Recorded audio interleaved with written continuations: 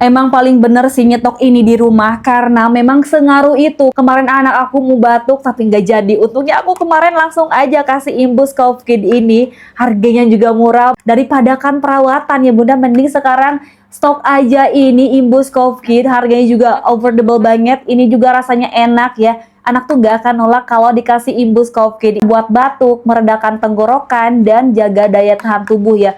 Harganya juga murah, bisa dikasih dari usia 2 tahun sampai usia 17 tahun ya. Aku belinya di Soho Global Health. Coba kamu cek deh bun di keranjang aku dapatnya harga berapa. Yuk check out.